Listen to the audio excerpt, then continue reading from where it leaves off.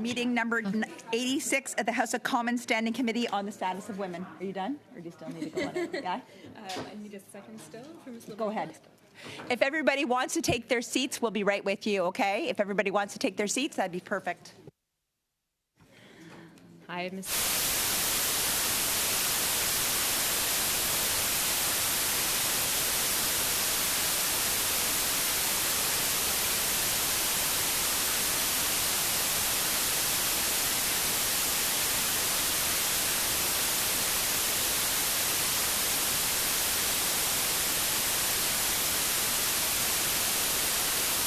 Our guests that are here today. Today's meeting is taking place in hybrid format pursuant to the standing order. Members are attending in person in the room and remotely using the Zoom application. I'd like to make a few comments for the benefits of the members. Please wait until I recognize you by name before speaking, and click on the microphone icon to activate your mic, and please mute yourself when you are not speaking. For those, that's for participating on video conference, sorry. Interpretation, for those on Zoom, you have the choice at the bottom of the screen of either floor, English or French, and for those in the room, you can use the earpiece and select the desired channel. Although this room is equipped with a powerful audio system, feedback events can occur, and these can be extremely harmful to the interpreters and cause serious injuries. The most common cause of sound feedback is an earpiece worn too close to the microphone. We therefore ask that all participants to exercise a high degree of caution when using your earpieces and putting them beside that. A reminder that all comments should be addressed through the chair. For members in the room, if you wish to speak, please raise your hand. And for members on Zoom, please use the raise hand function. Before we welcome our witnesses, I would like to provide a trigger warning. We'll be discussing experiences related to violence and assault. This may be triggering to viewers with similar experiences, and if you feel distressed or need help, please advise the clerk or motion to us that you're having issues. I'm going to, before we get too much into the meeting, and I pass it over to Senator Boisvenu, looking at the time that got started, we started today's meeting at 3:47. I just want to bring it to the members' attentions because anyone elected in 2015 may have staff that are being awarded tonight at a 6 p.m. event. And so to Sonia and to the group, I want to ask about the start and end time. We're starting at 4:47, but at 6 p.m. there are the special honors and awards for staff tonight. And there may be several from this committee room that may have those. So I just want to look at the will of the committee. If you want us just to shorten up our panels to make it end at 5:30 or 1:45 or 22, rather than trying to go. What are your thoughts on that? So ending at 5:30. Okay, so ending at 5:30 means I'm going to just cut down the panels a little bit, but we'll make it very, very functional, okay? So I will work on that as we're doing this. But before, I would now like to welcome our witnesses. And pursuant to the order of reference on Wednesday, November 1st of 2023, the committee will commence consideration of Bill S-205, an act to amend the Criminal Code and to make consequential amendments to another act, the Interim Release and Domestic Violence Recognizance Orders. I would like to welcome the Honourable Pierre-Hugh Boisvenu, who will provide opening remarks to begin this important study. Senator Boisvenu, I'd like to thank you so much for being here, and I will pass the floor over to you for 5 minutes. Senator, you have the floor. Thank you very much. First of all, I want to apologize that my note is not in English because I rather prefer to send you my note, but I have so little time to prepare it, so it will be in French. But if you have questions in English, I will answer in English. Chers membres du comité, bonjour et merci de... Dear committee members, good afternoon, and thank you for the invitation to appear before you for this important stage in the study of my Bill S-205 to counter domestic violence. Since the murder of my daughter Julie in 2002 by a repeat offender, I have been particularly involved in the fight against violence against women. It is therefore with pride, sincere emotion, and a sense of hope that I speak to you today to share the importance of S-205. A bill that, over the past few years, I've shared with hundreds of women across the country. And they have openly shared their stories with pain and dignity. These women have endured attempted murder, aggravated assault, sexual assault, and psychological violence repeatedly throughout their ordeal. Once again, thank you to all of these courageous women, as I call them, for their invaluable collaboration. During my consultations, most of the victims made it clear to me that the justice system had failed them when they decided to denounce their aggressors. Left to their own devices, unprotected, these women, who have drawn on their reserves of courage to break out of their prison of silence, have all too often done so at the risk of their lives. The numbers speak for themselves. In 2019, 136 women were murdered in Canada, a number that climbed to 184 in 2022, marking a 36% increase in 4 years. In 2021, in Quebec, 26 women were killed, mostly in a marital context, a tragic record since 2008. 60% were murdered by an intimate partner. Statistics Canada revealed an alarming reality in its 2019 report. Domestic violence accounts for 30% of crimes in Canada, with 107,810 victims. To this intimate partner violence, we must add violence that affects children under the age of 17. In 2018 alone, StatsCan counted 60,651 victims. Of all of these victims, 80% did not report the violence to police, and 28% suffered serious violence. In criminal courts, 57% of cases involve crimes against an intimate partner. In 60% of spousal homicides, the criminal history was already known. Of the women murdered in Quebec since the pandemic, 90% had already reported their situation to the police. This underlines the danger to which victims expose themselves by denouncing their aggressors, especially when the latter are temporarily released. When a victim decides to report, she automatically places herself in a vulnerable position vis-à-vis her partner. If the spouse is not incarcerated and is released on bail, the risk of violence leading to death is seriously increased. The heart of my bill is to act upstream to save as many lives as possible, given that the conditions of release of an individual are neither monitored nor accompanied by surveillance mechanisms. This is why the introduction of a monitoring mechanism adapted to the technology of 2023 is more than necessary to provide better security for women in the country. In drafting this bill, I also drew on the expertise and advice of 9 Canadian provinces with very high rates of violence. I therefore worked closely with most of the ministers of justice and public safety in these provinces to adapt my bill to their realities. No other private initiative bill has been so widely consulted. The ministers of these provinces support this bill because the approach I am proposing would provide them with effective tools to fight this scourge, particularly in the area of electronic surveillance.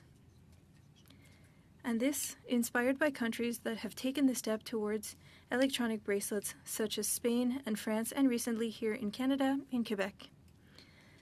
The bill proposes to amend Section 515 of the Criminal Code to explicitly state that the victim must be consulted about their safety and protection needs. The purpose of this measure is to guide the Crown Prosecutor by ensuring that they consult the victim before asking the judge for release conditions to be imposed on the accused.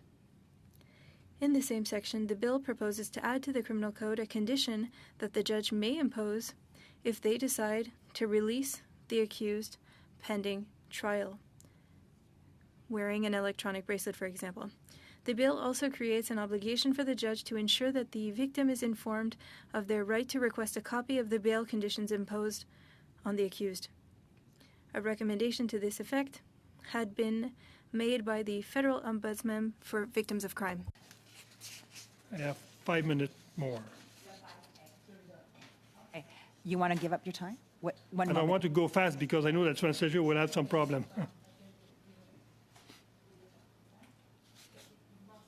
4 minutes.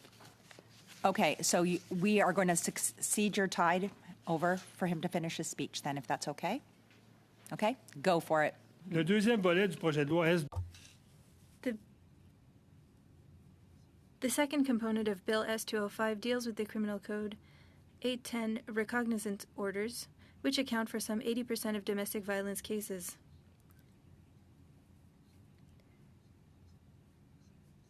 And so they end without an accusation.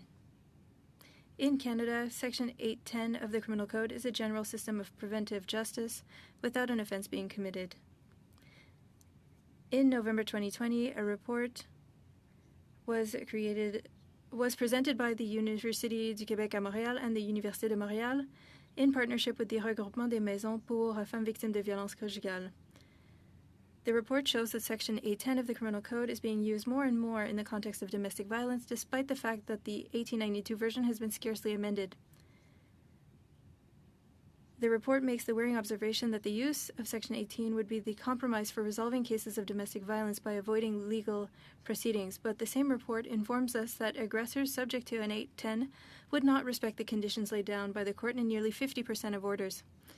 S-205 amended Section 810 of the Criminal Code by adding a new order to deal exclusively with cases of intimate partner violence. Currently, it's more general. Electronic monitoring allows a safety perimeter to be set up between two intimate partners. And police action can be done more quickly.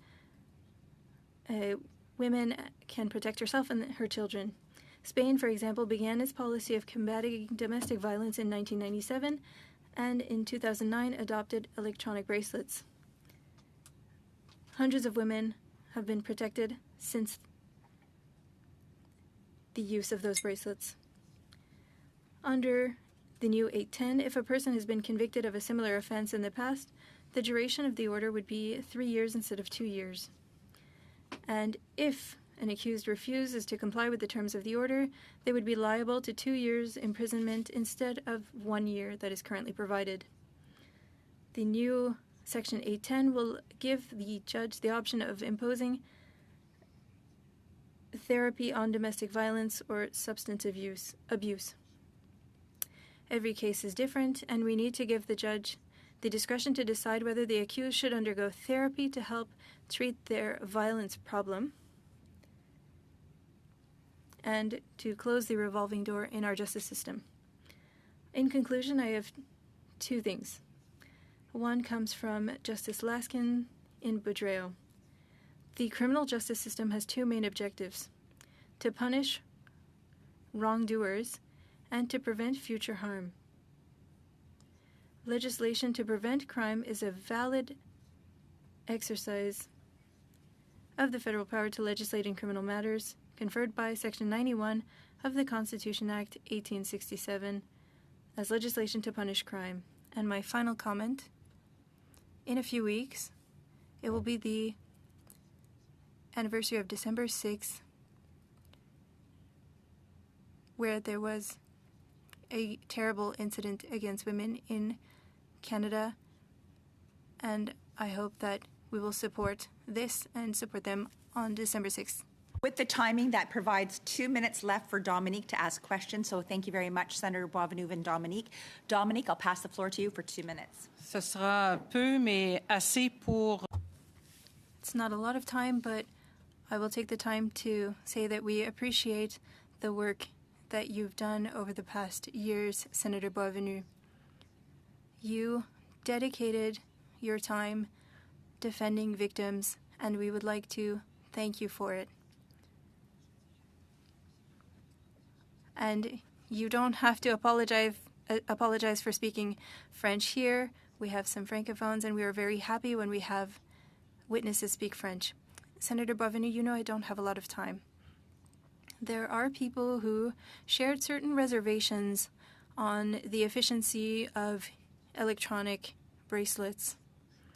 We know that there might be regional issues on internet coverage. What would you respond to people who are a little concerned? Thank you for the question.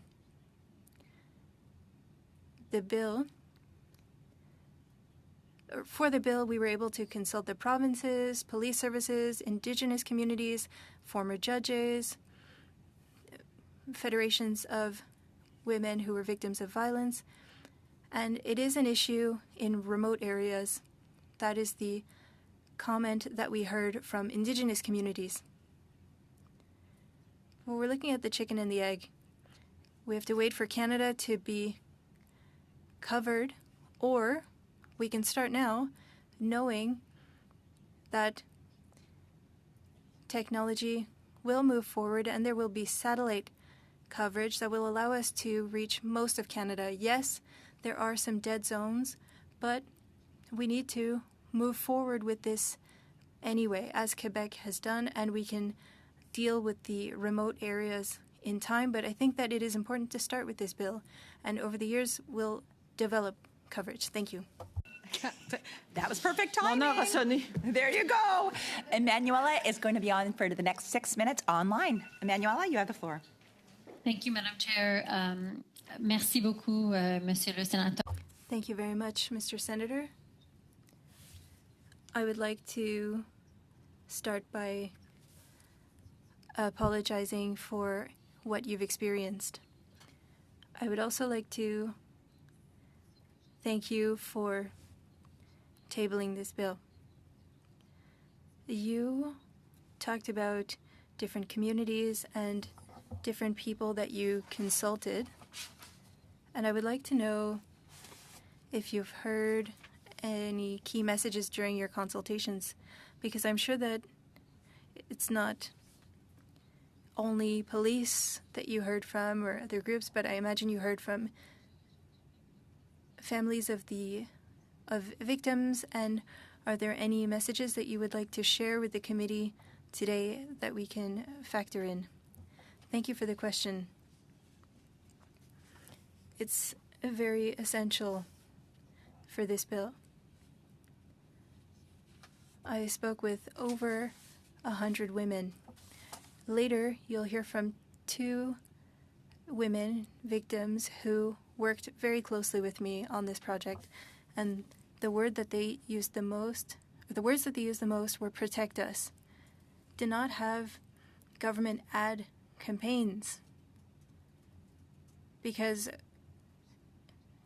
it is costing us our lives to denounce. And so they would ask that you protect them. There are complementary bills, and what Quebec has done is complementary. Most provinces will base themselves on Quebec for their implementation.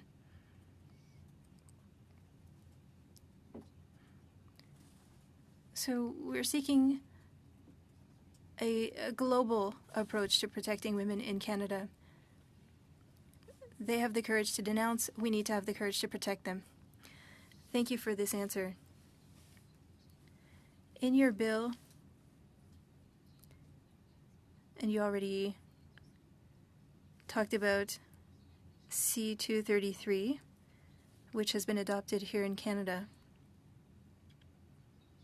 And it states that a judge can decide whether to implement an electronic monitoring device on a person who commits a violent crime against women. But you would like for it to not only be in cases where there's violence against women, you would like it to be more broad. Could you give us an explanation on that? C-33, and I would like to congratulate the MP who had tabled that bill and got it adopted. It's quite narrow in its adoption. So for section 515,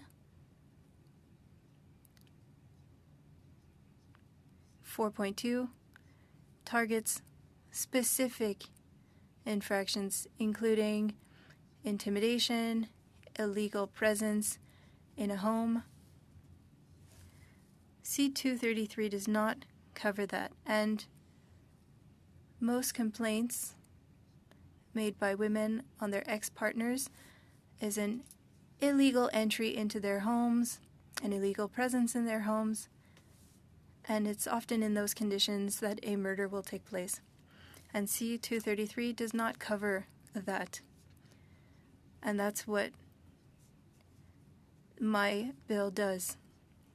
And Senator Dalphon, who worked very closely with me on S205, introduced a section, and so if adopted, it would broaden C233 without taking away from its importance.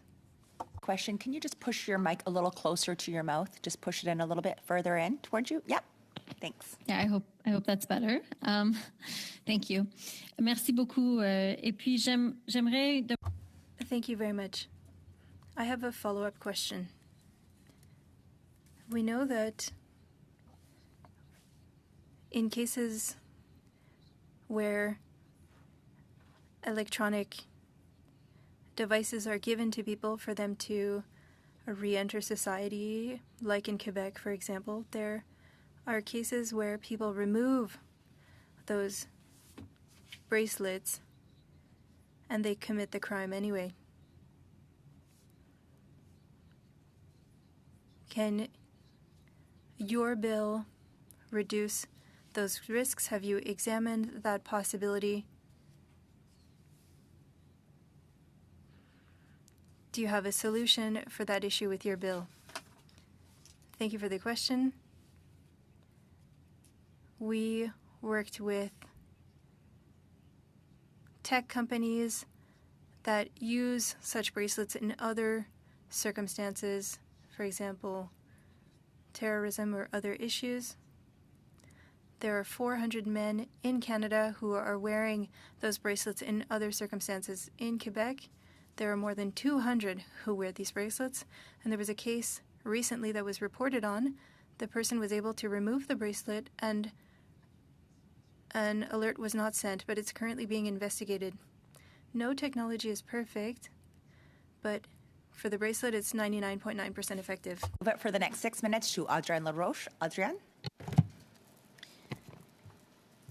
Merci, Monsieur. Thank you, Mr. Boisvenu. I know that you are here in a very special context. It's a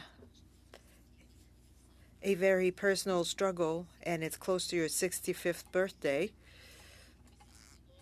It's your reality. It's a date that is coming up, and you will have to retire. And I'm realizing that in 2002 I was finishing. I'm in Quebec. I was finishing my cégep, and I was going back to the eastern townships, and I had my whole life ahead of me. Every woman.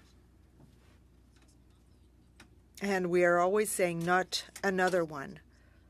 And that's all you have in your head, I'm sure. That's all you have on your mind. I just want to introduce it because you were talking about December 6th. You were talking about more misogyny in schools, and teachers don't know how to manage this return to misogynist values. You're talking about an increased valorization of Marc Lépine on social media. So how do you see the role of social media and education in the role for in violence against women? Thank you for your question. You're bringing me to my second career. I'm giving conferences in primary, secondary schools, and yes, there's a problem of relationships between boys and girls, especially when they're in their first their first sentimental relationship, not loving relationship. And there's a lot of power struggle, and it's present very young. I remember I made a conference in northern Montreal in 8th or 9th grade, and there was a young girl who seemed to be bullied by the group. And when she came on the bus, she told her teacher who was there, "Never again. You will never again bully me." We have to teach women to be in charge of their life, yes, but we have to teach men to respect women, because violence against women is done by men mostly. And stop thinking that it's just women who have to manage spousal violence. That's why we're talking about therapy. Men are the cause, women are the consequence. And as long as we don't focus on therapy, like Ontario's done it with great success, like Aboriginal communities in the West are doing it with success, as long as we don't have the same approach as driving under the influence, when we find a young person at 18, 19 years, we say, you go to therapy. If we don't do that, in 5 years, we'll have the same amount of women dealing with that. So we have to work on both fronts, very young, before men are older. Yes, but education can't do everything. There's cases. That's why we have to deal with that and see what we are to do with cases, threats, and spousal violence. You want to add something? The message has to be clear. You can't free up men under an 810, and 50% of them don't comply with their reconnaissance. There's conditions that they don't comply with. The message that we're sending is that you can do whatever you want. So justice has to be swift, strict, but also it should bring hope to women, which is not the case currently. You've talked about, when we talk about education, you've spoken about therapy. Like, for example, for alcoholism, that can be a compounding factor. You've consulted Quebec, other provinces. How do you see this cooperation, knowing that in Quebec, I bring you to another question, knowing that Quebec also has its own social service system? How do you see this bill with what's happening already in Quebec? It's a great question. Thank you for asking it. The federal government has to be at the table, as they were for the protection houses for women. They've invested millions of dollars for those women's homes, so that there has to be funding for provinces. There has to be one. As for spousal violence, we have to have a policy like we have one nationally, intimate partner violence, a rehabilitation program for those men. So the federal has to be there to support provinces. There should be discussions knowing that Quebec has its own vision. You've had probably the report Building Confidence Back, Rebâtir la Confiance. You've talked about how many victims don't trust the system and how many victims fell after saying something. And the e-bracelets comes from one of the recommendations of that report, and as do specialized tribunals. And what's violence? To get as much in prevention. What is coercive control, for example? I don't want to brag, but Bill 24 that was adopted in Quebec was so 1 year after we sat down with Minister Guilbeault, who was Public Safety Minister, and Mr. Barrette, who was Justice Department Minister. We talked about the e-bracelet, and we suggested a pilot project because there was hesitancy on the efficiency and how good it would be. And a year later, Quebec decided to go forward because women's federations agreed with it. And the majority of municipalities also did, because there's a lot of municipalities in Quebec. Mayor Boisvenu, thank you so much. I know you're so passionate about this, sir. You've got so much information in that head, and you want it all out. So I'm going to pass it over to Leah, 6 minutes. Thank you so much, Senator, and thank you for being a good ally to, participate in an end to gender-based violence. So thank you for your work, and I know that this is your last bill, and so I commend you for that, and I thank you for that. We passed a Bill C-233 that provides for electronic monitoring in cases of intimate partner violence. I know in your bill, the current wording of Bill S-205 would allow the Attorney General to request electronic monitoring for any release order under subsection 515(2). Do you think that subsection 1(2) of the bill is redundant?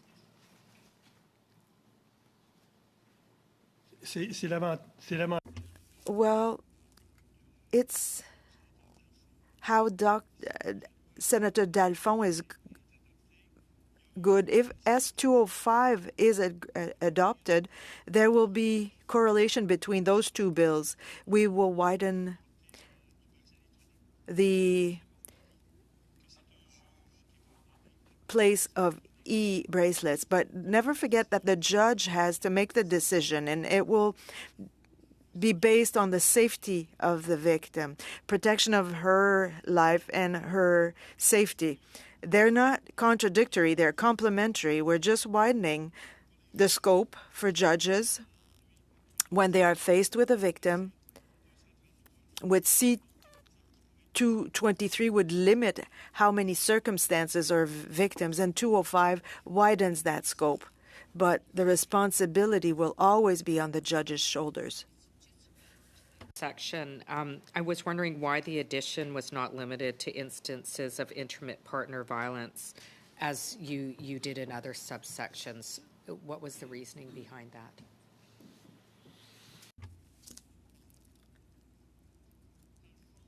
Well, the bill initially was a bit wider in scope. The Senate has brought some amendments because what we wanted was to succeed, first and foremost. It was not to get the bill carried with all of our wishes to protect women. We wanted to have that bill carried just to put a foot in the door of the criminal code to say that there is intimate partner violence in the criminal code. There will be specific provisions for intimate partner violence and a clear message to women: if you denounce, you will be protected. But yes, we could have a train going through this, but we wanted to succeed, so we limited ourselves to what the senators were ready to do. You mentioned organizations, some that had concerns about the bill. I know the Women's Legal Action Fund, LEAF, the Canadian Association of Elizabeth Fry Society, have raised concerns about electronic monitoring. One of the criticisms they have is that it kind of provides victims with a false sense of safety against further acts of violence.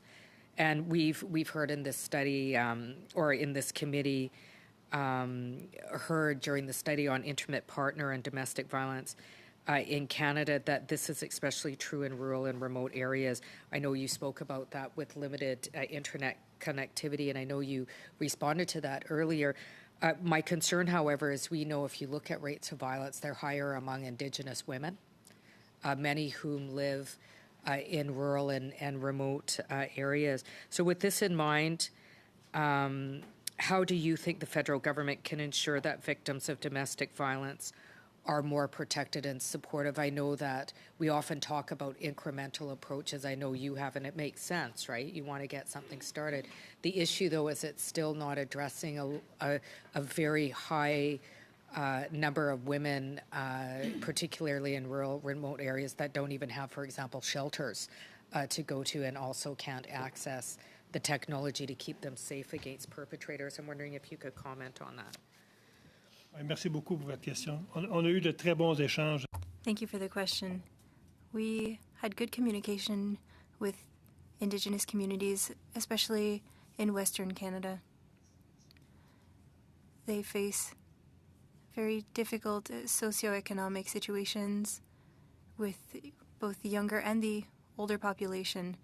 There's the issue of isolation and the return of an aggressor in these small communities. There's the matter of proximity between the victim and the aggressor. We saw it last year in northern Quebec. A woman, or rather 2 Indigenous women, were killed by men that were released multiple times. And so the bill does not solve this problem, but we will need to work closely with Indigenous communities to see how an electronic bracelet can,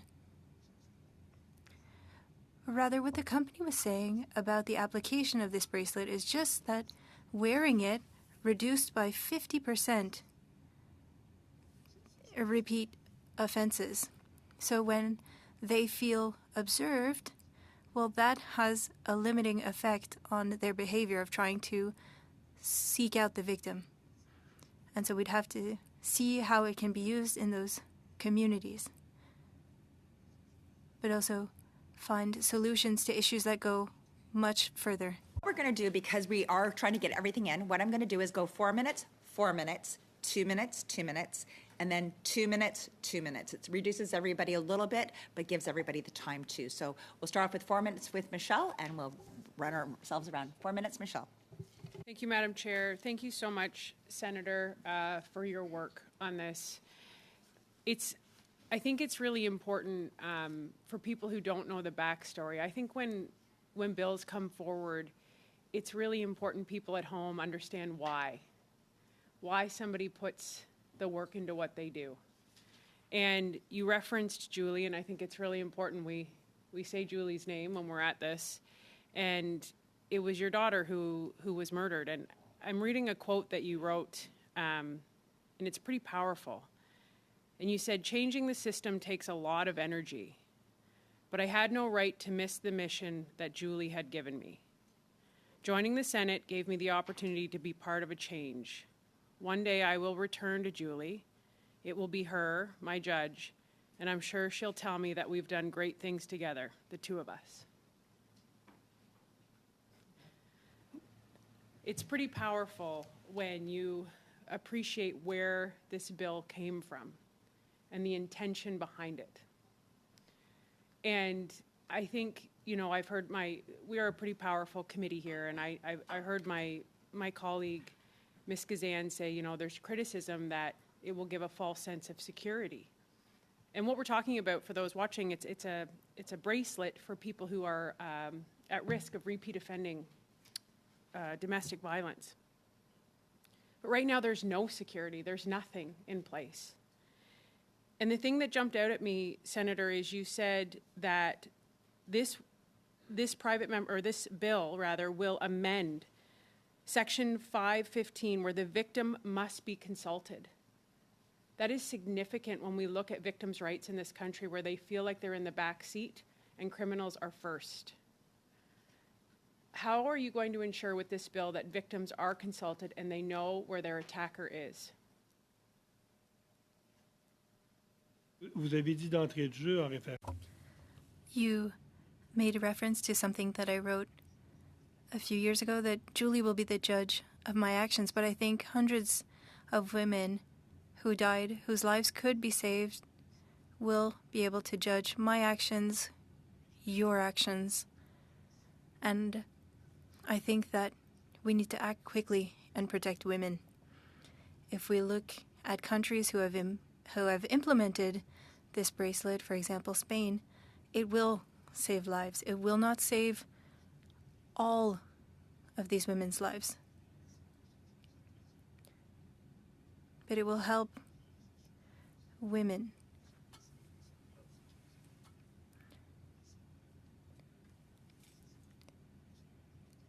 We won't be able to save all women, but we will save women who have denounced a partner and the aggressor was removed from the home.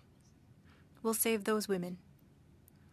We won't be able to save them all, but even if we save 10%, 15% of them, they will tell us that we did our work. I agree with you, and I think the other thing you referenced is that right now, many victims don't even report it because they know nothing is going to happen. And not reporting it makes them so vulnerable for an act that often results in death and murder. How do you think that this bill will encourage victims to come forward and report their aggressor's behavior? 20 seconds to respond. Merci pour vos questions. Thank you for the question. The bill will do two things. It will tell victims that we will protect you, and will say to the men, enough is enough. That's enough. I'm just having a moment. Sorry about that. Thank you very much. I'm now going to pass it over to Lisa for 4 minutes. Thank you, Chair, and thank you, Senator, for your passionate work on ending gender-based violence and for bringing your personal experiences into this. I have similar questions to my colleagues. We've talked about this electronic bracelet monitoring and some of the challenges. I know that, for example, the Ontario Chiefs of Police are right now reviewing whether or not this is an effective way to keep track of offenders.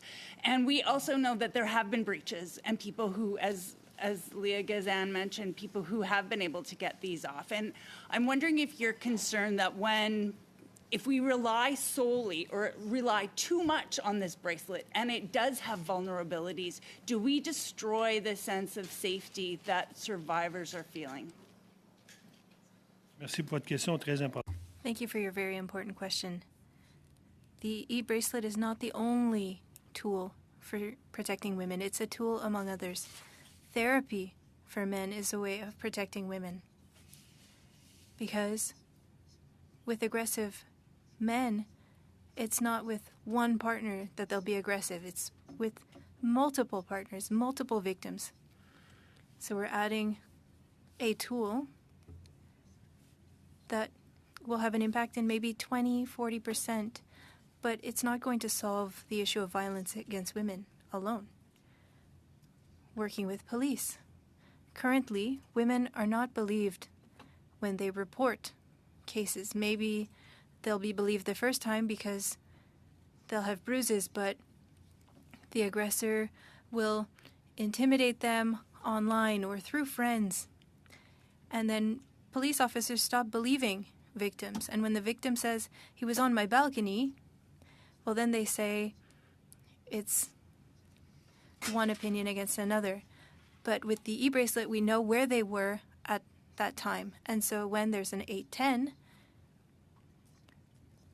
we won't have 50% of aggressors that won't be respecting the order, because we'll have a way of knowing where they were when the victim said that he was near their door. Clarification.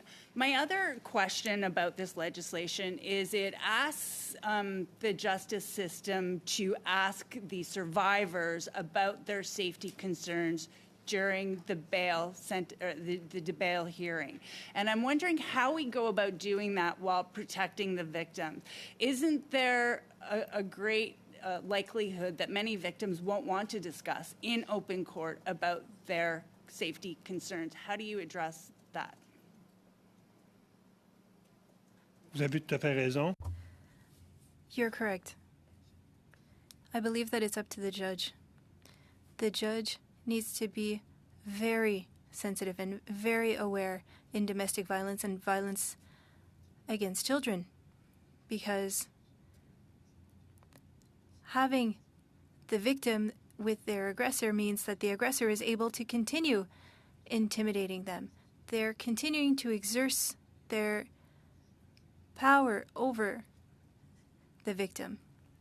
And so the judge needs to allow the victim to have their own discretion if they want to talk about the conditions that they would like to see in an 810. Because the person who knows the aggressor the most is the victim. And so we need to listen to the victim when we ask her what conditions she wants. And judges need to be very sensitive. And with C-233, there's training for judges in there. We had that last year where we trained judges on domestic violence, and my amendment was rejected. But with C-233, it recognizes that judges need to be trained. So much. Next 2 minutes, we're coming over to Adrienne LaRoche. Adrienne? Merci. Thank you very much. Thank you, Senator, for coming to our committee today. I am concerned for my daughter who's 21 months old. How will she grow up? What will her relationship be with men? Now coming back to the bill to make sure that I understood correctly. So, if a person is absolved, they could be accused again, and they could prove that they don't deserve to be detained. Could this create an imbalance between the defense and the Crown? Because it seems to flip things around. And presuming innocence doesn't seem to be at the basics here. And so here, that privilege would be removed from someone. When a justice gives you that privilege, you need to show responsibility in order to keep that if you are discharged. And if you offend again, you lose that privilege. Because when you receive a privilege that is based on trust of the justice system and you offend again, well, you lose that privilege. And so that's why when somebody is discharged and they offend again, well, they no longer receive that privilege. A few more minutes over to Leah. Go ahead, Leah. Thank you. Thank you so much. And again, thank you for this contribution. I know that we know that electronic bracelets are kind of one tool in a gamut of things that are needed to end violence. And you've spoken a lot about the need for programs for men and boys, and I agree with you. Most programs are designed for victims, which is very important, certainly not adequate as well. But there's still not a focus on root causes, and one of them is a normalization of violence against women that we're trying to change in society. What do you think the federal government should be doing in addition to this bill to ensure that this doesn't happen in the first place? And I do want to offer condolences about your daughter. And I know this is probably a very deep and meaningful bill for you. What should we be doing so that we don't even have to put an electronic bracelet on?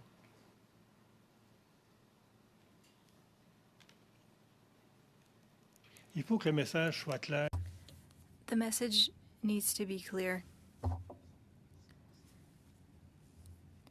When the justice system is dealing with an aggressor, whether it be in domestic violence or sexual violence, the message needs to be clear that there is zero tolerance.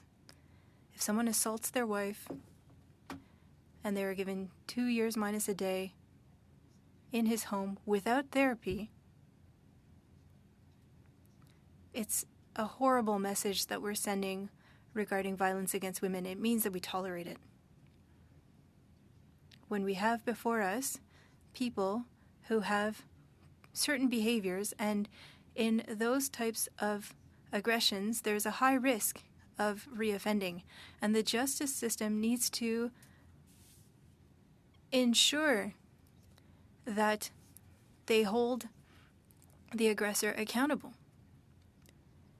And I think that sometimes we send out contradictory messages.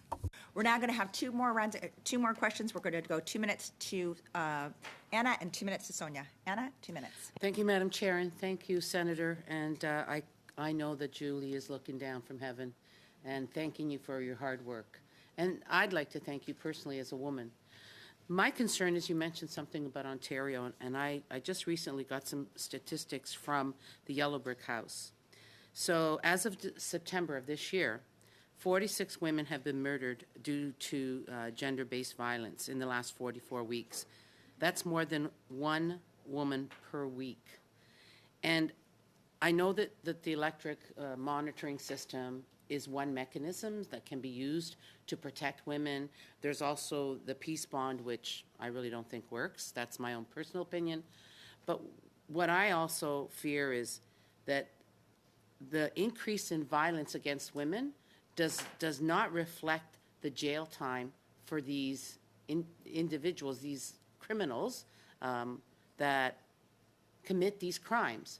Do you agree that in order to protect women and stop the murder of women, that it should go hand in hand, that we should increase the jail time?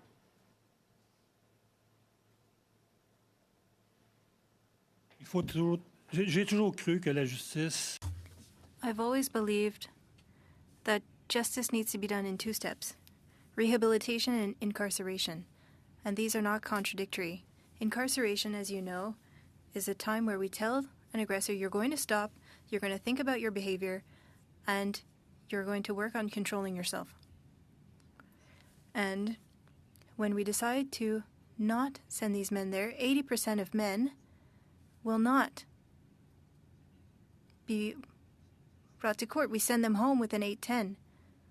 When they go home, we need to force them to get help. If the justice system does not force them to get help, well, then we're going to have what we had in the 50s and 60s. We are forcing men to get help in the case of drunk driving. And with domestic violence, I don't think that we're sending a clear message that violence is criminal. I think that we're sending out the message that we tolerate domestic violence. Senator, one last round of questions to Sonia. Sonia, 2 minutes. Thank you, Madam Chair, and thank you, Senator, for your hard work and for your efforts and your dedication for this bill. Thank you so much. I have a stats here. The most common type of intimate partner violence is a physical assault, while just over half, 53% of victims of violence were female. The large majority, 79% of victims of intimate partner violence were women. So my question is on the bill, Section 7. Of this bill, the list condition is a recognition towards the offenders. It talks about refraining from social media.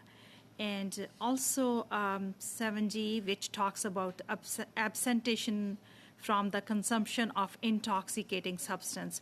How can this provision be adequately enforced? par une ordonnance de la Cour. With a court order. Il faut que la thérapie With therapy, there needs to be conditions, as is the case with alcoholism. You can be called in 48 hours to pass a urine test to see if you used drugs or had any alcohol. When I was saying that 50% of men don't respect conditions, well, we need to verify those conditions. And when they are not respected, well, the justice system needs to be clear. Why give strict conditions if there are no consequences when they're not followed? That's the current situation. The judge puts strict conditions, but as soon as the offender leaves, nobody pays attention to them. And the only person who does is the victim, because they will continue to be bullied and harassed, and she's the only one.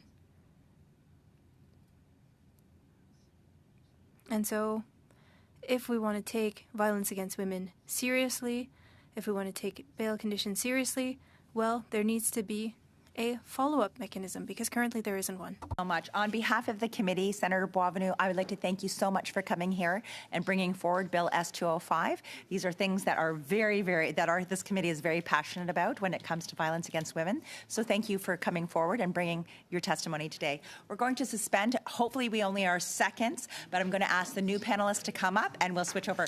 Suspending for about a minute.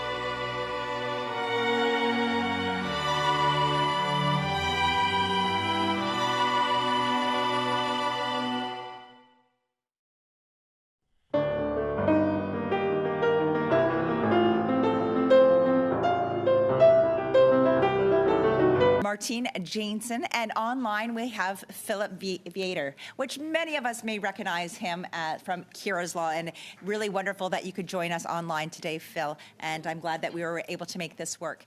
I'd like to thank all of you for coming for your testimony on Bill S-205. Just if you have any questions with your mics, one thing, if you need to turn it into interpretation for French and English, it's at the very top where you can just turn it to floor, English or French, and then it also allows you to increase the volume. What I would like to do then is now I would like to welcome Diane Tremblay, who is an artist from the Les Maisons des Guerrières, and if I say that wrong, please correct me. Martine Jansen, who is the president, founder, and frontline worker. And as an individual, we have Philip Vader online, and he's a lawyer by video conference. We'll be providing you each 5 minutes for your opening comments. When you see my arm start going wacky, just try to reduce it. You've got about 10 to 15 seconds left. So I'm going to pass the floor over first to Diane for 5 minutes for your opening comments. Diane, you have the floor. Quoi? Bonjour tout le monde. Hello, everyone.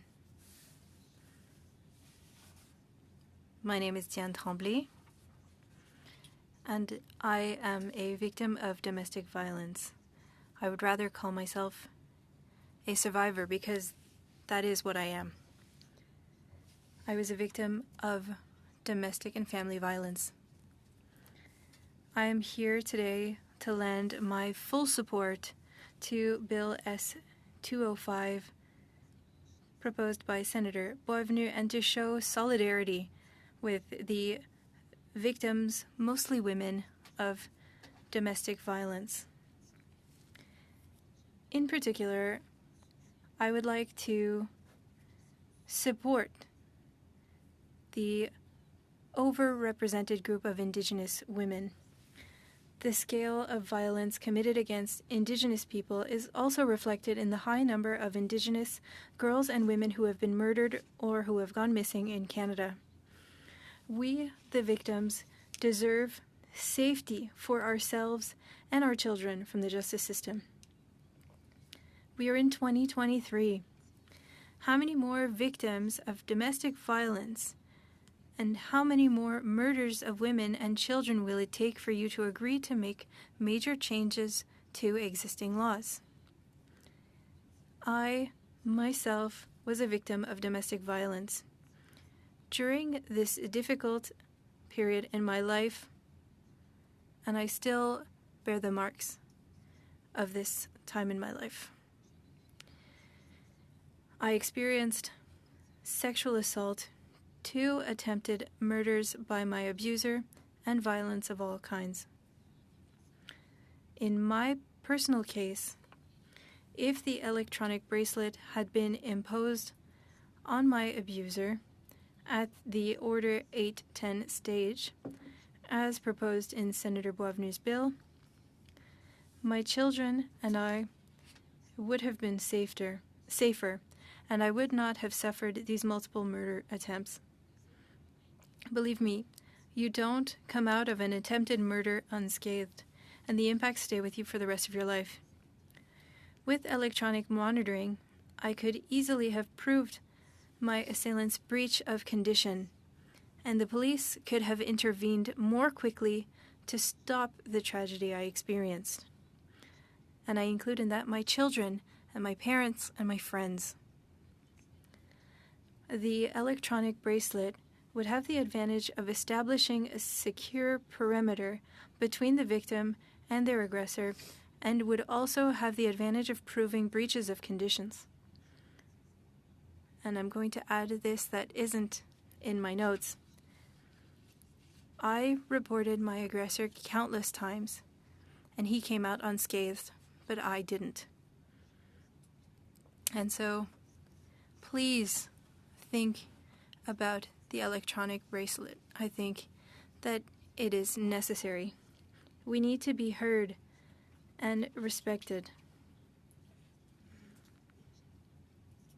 The bill also proposes alternatives for violent men, having therapy, for example, in domestic violence and for alcoholism. In certain cases, some men can change.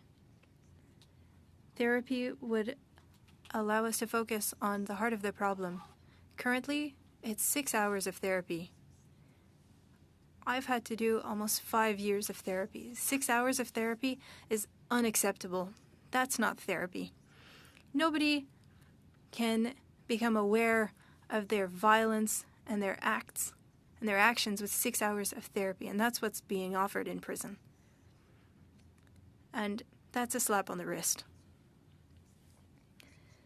And the victim also needs to be consulted by the Justice of Peace regarding her needs for protection. I think that that is more than necessary to ensure the safety of the victims. They often feel like they will not be protected by the system, and it's true. The government often promises funding for women's shelters, but that's not the solution for fighting domestic violence. We need to focus on the cause. And for that, we need measures such as those proposed by the bill, which also provides for the creation of a protection order specific to domestic violence. Almost through? Oui, Okay, yes. just a couple more seconds. OK. En mon nom et celle de toutes les... On behalf of myself and all victims of domestic violence, I apologize, I didn't see your arm, but I thank Senator Boisvenu for allowing me to lend my voice to this fight. I ask the the House of Commons, our Prime Minister, the Minister of Justice, the judges, and all Canadian provinces to adopt this new bill and take action. And adopt it without amendments. It is urgent. And we all have the right to live in peace, security, and justice in our country. Thank you. Thank you so much, Diane, and I'm sorry, I know your testimony is so darn important. It's so important, but we have so many things that we have to do procedurally, so thank you so much. Martine, I'm passing it over to you for 5 minutes. Bonjour, je me présente, Martine. Hello, I am Martine Janson, former victim of domestic violence, founder of the Maison des Guerrières, and domestic violence counselor. Today, I'm not just telling you my story, but also those of Cindy Gosselin, beaten with a hammer on the head, Marianne, strangled and raped by her partner, Josiane Boucher, beaten and who suffered a head injury, Jessica, whose vagina was smashed in with a baseball bat, and Louise, whose ex-partner has breached their conditions more than 28 times. She's constantly having to move because she's always being threatened. In 1992, a victim of domestic violence, 5 months pregnant and refusing to have an abortion, I was gang raped and left for dead.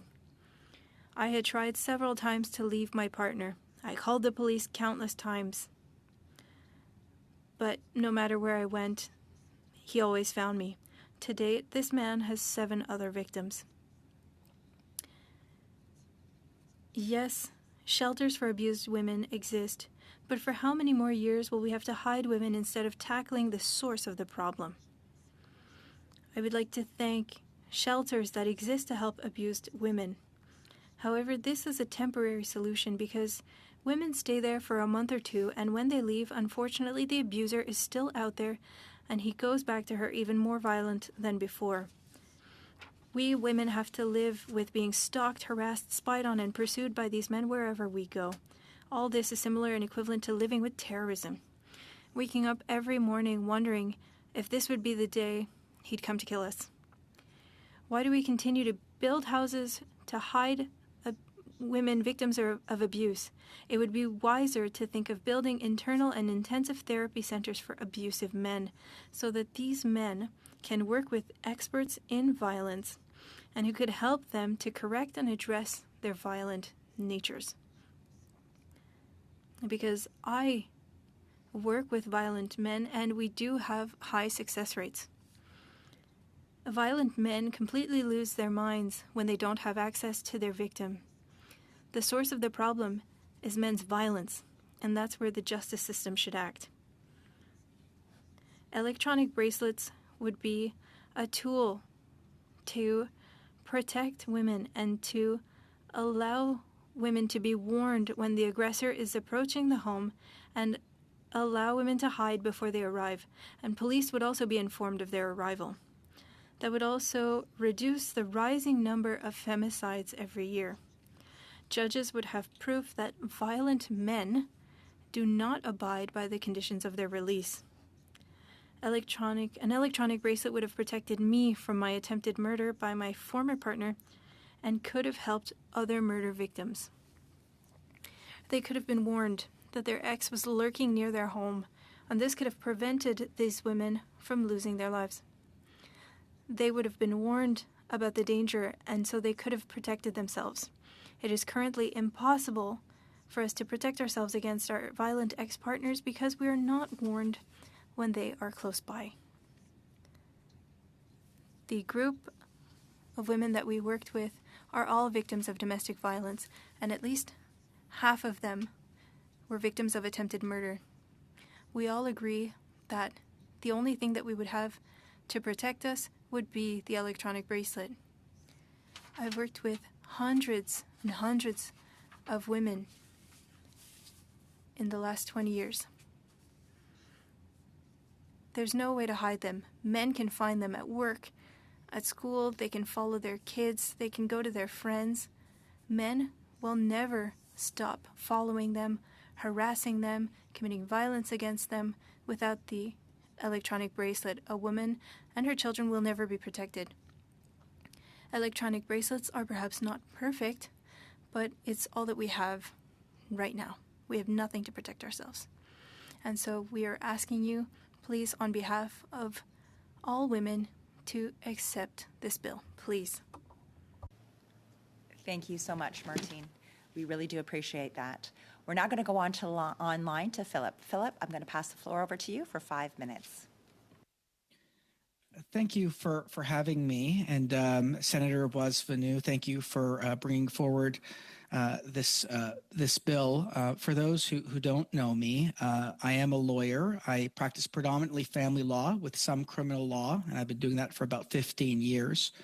I bring a little bit of a unique element to my experience because, as was alluded to before, I am the stepfather of Kira Kagan, who was involved in a murder-suicide, which ended up resulting in Kira's law being passed through Bill C-233, along with provisions for ankle monitoring as well. When I reviewed this bill, I was quite optimistic. Because of my unique experiences as both a survivor of domestic violence through my stepdaughter, and as being a lawyer, and I deal with a lot of victims of domestic violence as part of my work as well. People from all across Canada reach out to me quite regularly, and I literally mean every province and territory, and I hear all the stories in addition to what my own practice is. And I think that this bill is actually quite important to implement. As a matter of first priorities, a lot of people have trouble coming forward. They fear that they may be disbelieved, and even worse, they fear that if they are disbelieved and no charges are laid, then they may get it even worse once their intimate partner finds out that they had gone to a police officer to make a complaint. So the stakes can be quite high. But what else we also find is that once a police officer does agree or find grounds to lay a charge, victims oftentimes feel silenced. They feel that they don't have much control over the process and things are just done without their input. And one of the very first provisions that struck to me was something so easy and something that should be done regularly, which is just get the victim's input on their safety and security needs. That could be done so easily. At the stages where the police officer takes their statement, they could just at the very end ask about their security and safety needs. It could be taken through victim witness services. It is a really easy thing to do. And it's really important, just by way of very quick example, I was involved in the case. The husband was charged. There were pretty bad charges. And of course, you had your regular no contact provisions. They didn't consult with the wife on this one. And the unique aspect of this particular case, for example, was that these people were very religious and they went to their temple a lot, multiple times per week. Police didn't know this, Crown didn't know this because nobody had asked the wife. And so what the husband was doing was he was going to that temple a lot more than usual in the hopes of continuing to see the wife. Now, when the wife reported this to the police, the husband had plausible deniability. Well, I'm here just to go to my temple, even though he was now going at times and dates and so much more often than he used to go. And so that became a problem because nothing was really getting enforced. At a minimum, it could have been considered. Similarly, even informing people of conditions to get the orders as part of this bill is really important because most victims don't even know that. And if they don't have a lawyer, sometimes they don't even receive it. And finally, I want to talk about the peace bond process because it is really important and really well done, in my opinion, what this bill accomplishes. So first of all, a peace bond is a separate process to a criminal proceeding. In a criminal proceeding, you have to be found guilty beyond a reasonable doubt for there to be a conviction. A peace bond proceeding, number one, the standard of proof is a balance of probabilities, just what is more likely than not. And number two, the other key difference is somebody could lay a peace bond information just based on having reasonable grounds for fear of their safety or violence. So, and that is a really important distinction because a criminal offense does not even have to have yet taken place. But if intuitively a victim knows that something bad may happen, they could lay an information. In addition, and what is also really important and perhaps an unintended consequence is because the courts are really concerned with unreasonable delays due to charter, and because the criminal burden is so high, oftentimes prosecutors make deals. And right now, they're very limited in terms of deals they could make when there's a peace bond. But Senator Boisvenu bill has provided them with further opportunity to make a much better resolution that would still hopefully protect a victim if they really need to go that route. I see I'm out of time, although I do have much more I could say about this. But thank you. Thank you. I thought maybe he's worked with me long enough. He knows what I'm like when I just start flailing. So what we're going to do, I know we have three tremendous witnesses, 6 minutes each. So I'm going to leave it up to the parties to try to figure out how you're going to manipulate your 6 minutes. But I'm going to pass it over to Michelle and whoever needs some time here, share it along 6 minutes. Thank you, Madam Chair. I'll share my 6 minutes with Ms. Roberts here. So I'll just take, if you can tell me when 3 minutes is up, that would be ideal. Thank you. Dominique, you want Dominique? We'll get a few at the end. Okay. I'll just do 1 minute then. So thank you very much, ladies. Very, very profound. Your stories are powerful, graphic, and need to be. Thank you for what you've said. I think what jumped out at me is we hide women. That really stuck with me. It's like, what are we doing? That really impacted me when you put it into that context. We have to go away and you have to hide, and the criminal can be free, So that was very powerful. I do want to say on the record, and I haven't said this, and I know it's insinuated, but I do feel compelled because I have many people who message me who are victims, and sometimes it is men who are victims of domestic violence. And I know we're here because we're status of women, but I do feel that I need to just say that on the record as well. Many people are calling this an epidemic, and this legislation, I think, is a really good step in the right direction. And Phil, if I can refer to you, just with your legal background, and I know your own personal experience, first of all, it's great to see you again. Thank you for all that you do, and thank you for being here. Think of you often, and Jennifer and Kira. Just quickly, I know I only have 1 minute. How valuable will this bill be for victims? I think it's really valuable. At an absolute minimum, just providing their input and making them feel more involved will give them a better sense of security. In addition, as I alluded to, just even the peace bond provisions, giving greater breadth to the remedies available to them can assist. So, I think this is a very big positive step, quite frankly. Okay, I'm just kind of looking at the floor. Dominique, I'm going to ask you I know you had a tiny question. Go ahead. Une petite question. A brief question. Thank you very much, ladies, for your testimony.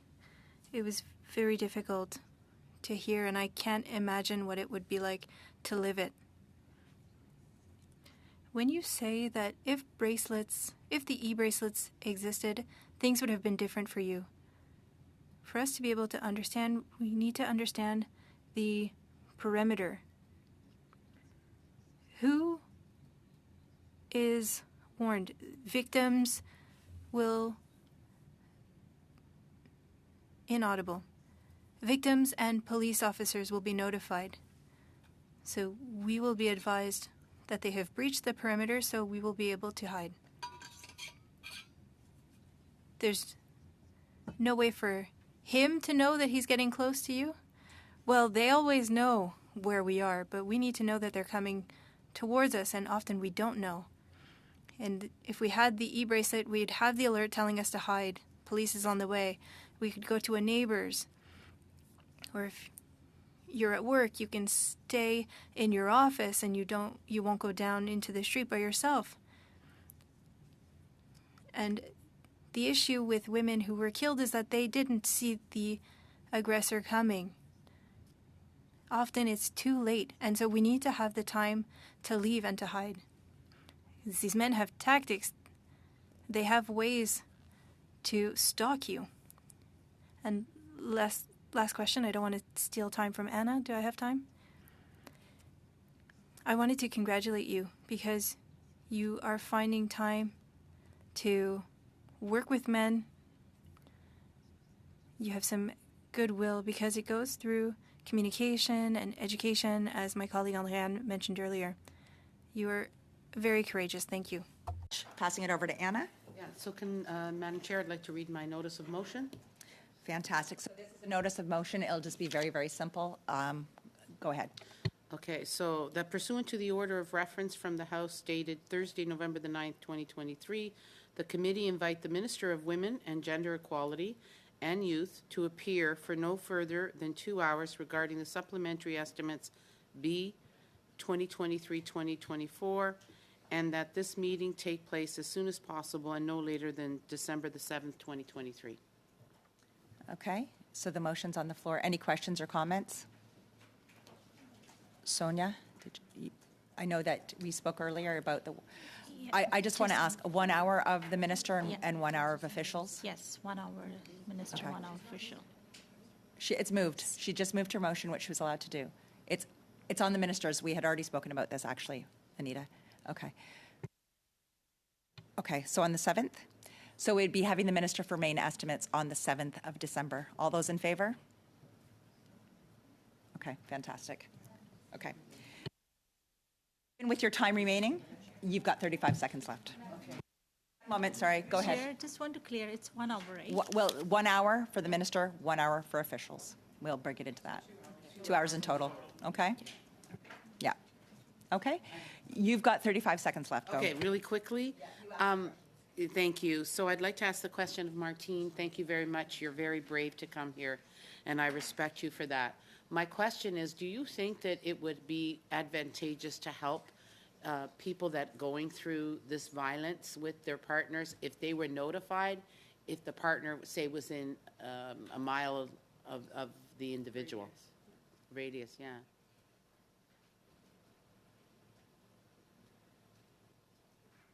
J'ai mal compris la question, ça coupait dans... I didn't understand your question. I think that my earpiece wasn't working properly.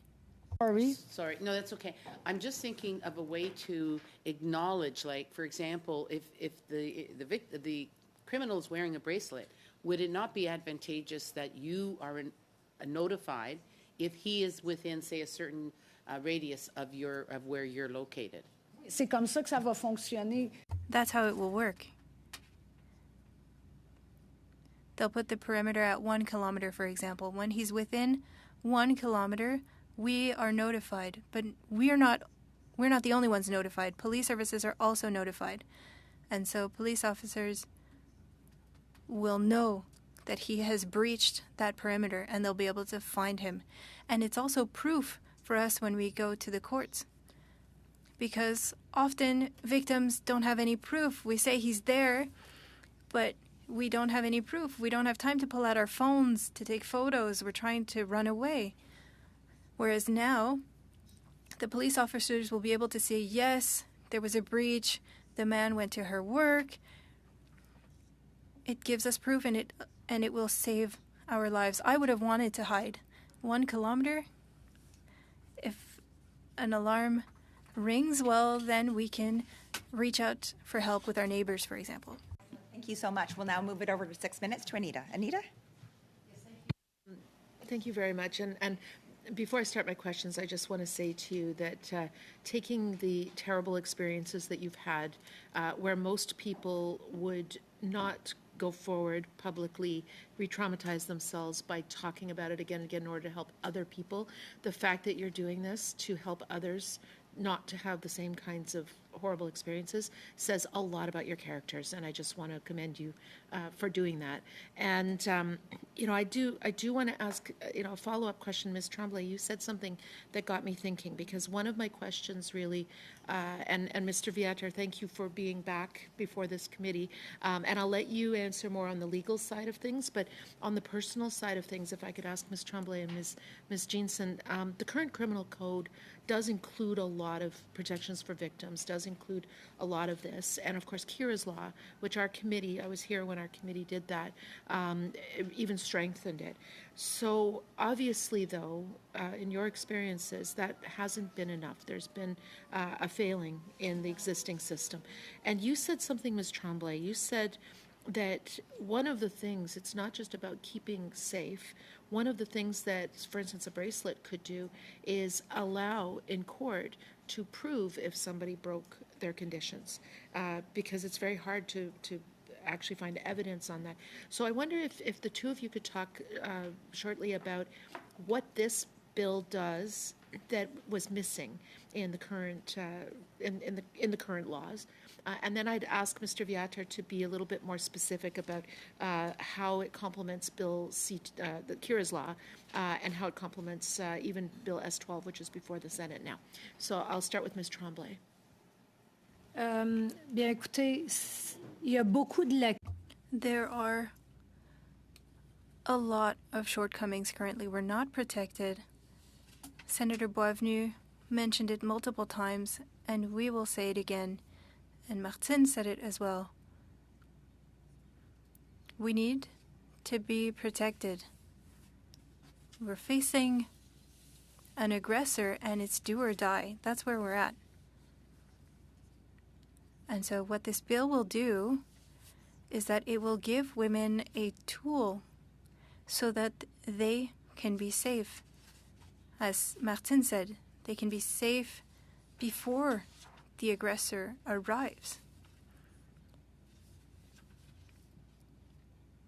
I thought that I was safe for 3 weeks, but my aggressor broke into my house. I fled. I jumped a fence. He was able to catch me. He threw me on the ground and put a knife to my throat. And I was able to scream. I screamed fire because I was told that if you scream help, nobody will help you. So I screamed fire, and my neighbor came to help me, and other neighbors were able to come as well, and they surrounded him. And the police called me, and it was in March 2017, and there was a police officer in my home,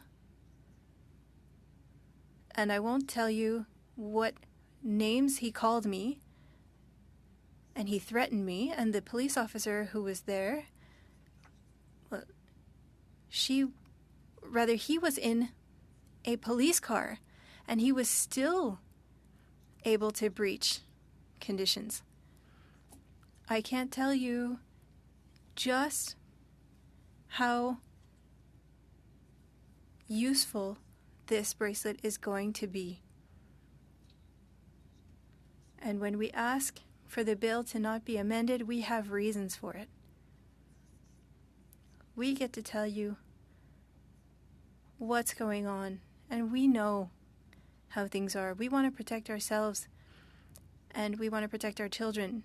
In my case, my aggressor attacked my parents. I didn't see them for 3 years. I didn't see my sons for 3 years because I took my children and dropped them off with family It was very difficult.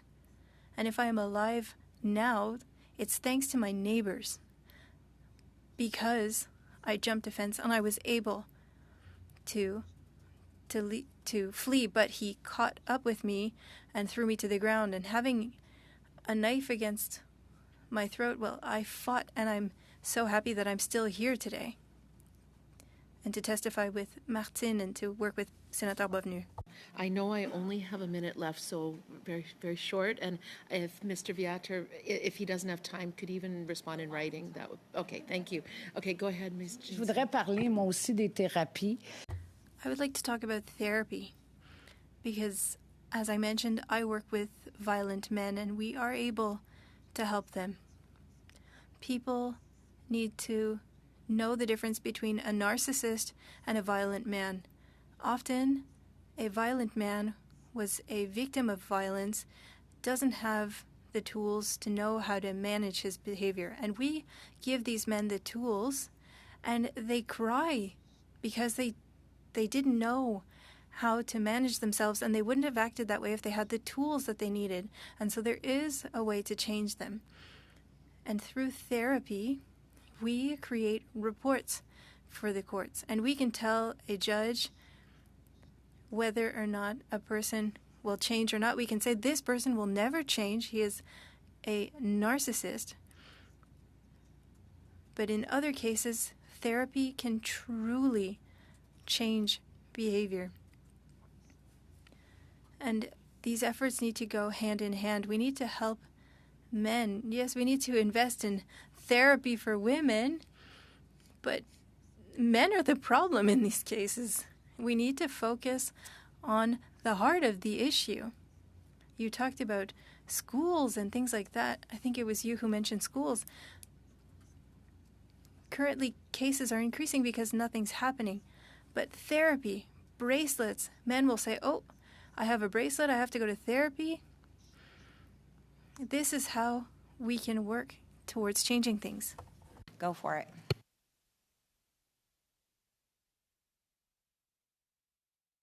Philip? Hello. Yeah, your time to comment. Sorry about that. Thank you. So my comments mostly deal with the new Section 810, otherwise known as peace bond provisions, because what Senator Boisvenu has done is very clever, and he's created, in a way, a two-tier 810 system. We already have an 810 system, but that 810 system is somewhat limited. For example, you have up to 12 months that they could give, and it's not really geared towards intimate partner violence. Whereas now, in Senator Boisvenu's bill, he has a separate system where, one, it goes before a provincial court judge. In the current 810 system, it actually goes before a justice, which could be a criminal court judge, but it could also be a justice of the peace. And in addition, he's lengthened the amount of the, let's call it, restraining order provisions to now be 2 years and perhaps even 3 years if there is a previous record. Whereas in the old version, when it doesn't deal with intimate partner violence, that doesn't exist. And he's also increased, if you breach, a penalty of up to 2 years, whereas the old one is 1 year. So it's a really good two-tier system that recognizes intimate partner violence. And even the fact that it's here actually gives more sort of publicity to the fact that this is an epidemic and it has to be taken seriously. And then it goes hand in hand with Kira's law, both federally and provincially, because as judges hopefully get that and implement that training, they'll be in a better position to know what are the conditions we should impose, including that treatment program for domestic violence, and what should we do, and including even the ankle monitoring. Awesome. So, yeah. Thank you so much, Philip. And I can tell you from Kira's Law, we're still going to work on that. I think we're meeting with Jennifer, so that's fantastic. Great, important things coming up. We're on to our last two questionnaires. I'm going to pass it over to Audrey Laroche for 6 minutes. Merci, Madame la Présidente. Thank you very much, Madam Chair.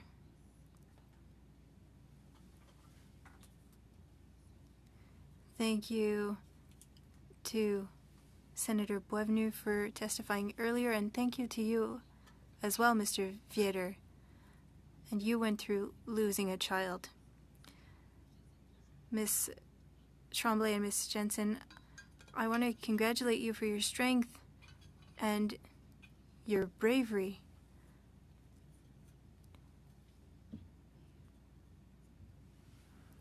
Your testimonies were very touching, and we want to hear you, and we want to do our best as parliamentarians.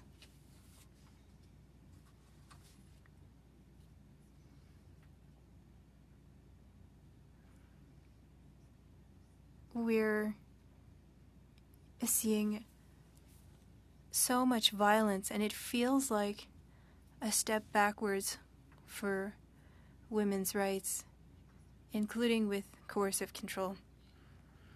My question could be for all three witnesses. Sometimes we realize how important words are. In violence, there's a lack of trust in the system, how we're going to be heard, if we're going to be listened to. There's always the matter of one's word against the others, especially when we're talking about intimate partner violence. And we've heard what you've said clearly regarding the bracelet, but perhaps we could talk about coercive violence and control, and to combine all this terminology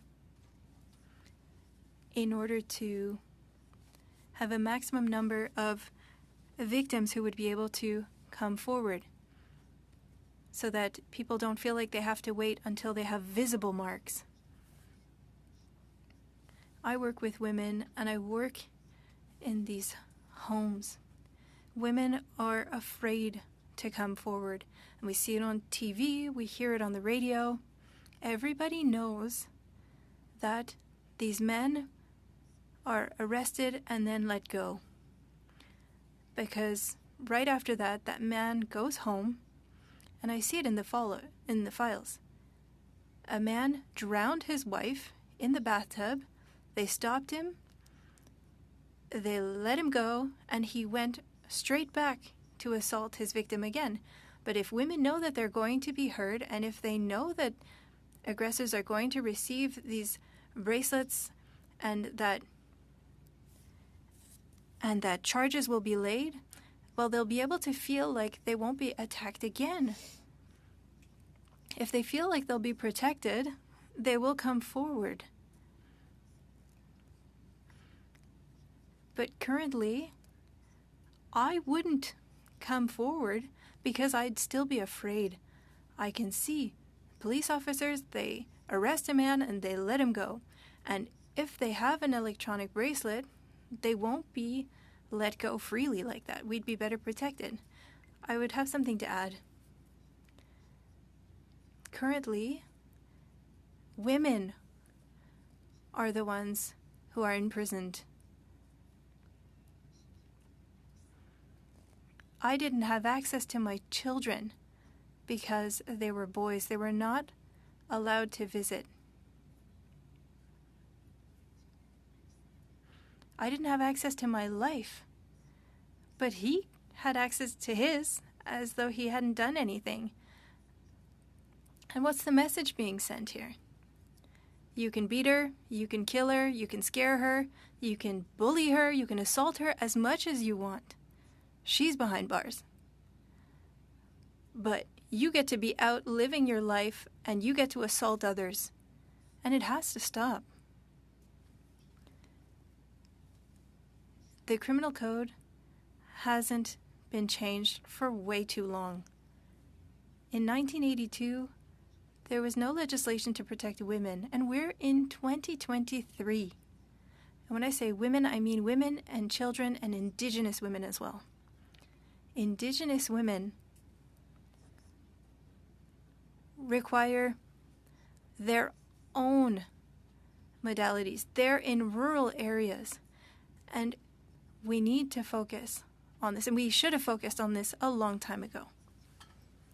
And today, I would like for you to hear us, that you respect our needs. We have a right to live and to be free and to see our children and our family and our friends. You have no idea. The group of women that we work with, they're just waiting for you to adopt the bill. The group is always asking me whether or not things are moving forward. In adopting this, you're giving us hope that we'll be free and that we'll be protected. And you're the only ones who can do this. We don't have any power except that we can ask you to support this bill so that we can be free and safe. You're the only ones who can do this. We're going to now pass it over to Leah for the final round. Leah? Thank you so much. And, you know, stories are powerful, but I know that they're hard to share, and I just want to honor all the witnesses today for sharing your stories. There's a couple of things that I really want to focus on, though. One of the issues I have, and I know that you spoke a lot about it, Martine, about we need therapy for men because, you know, well, I'm going to go back and then I'm going to follow up with that. In terms of policing, we're dealing with this with the red dress.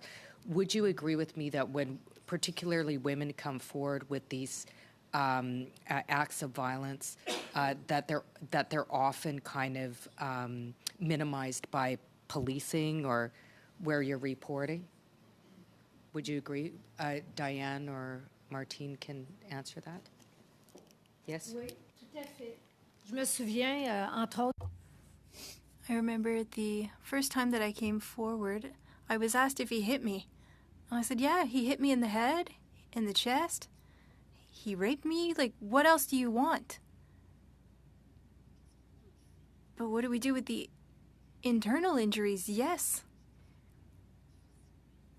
He beat me physically, but it doesn't always start physically. It's gradual. And so when I reached out to police, well, they said to me, well, you don't have any visible marks. What kind of answer is that? We have them. We have them inside.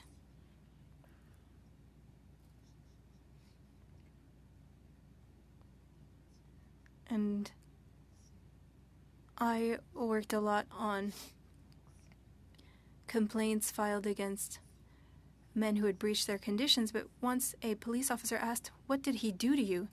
But when you're panicked, I said he grabbed my arm and shook me, and I wanted to grab her arm and just show what he had done to me. She told me to let go of her.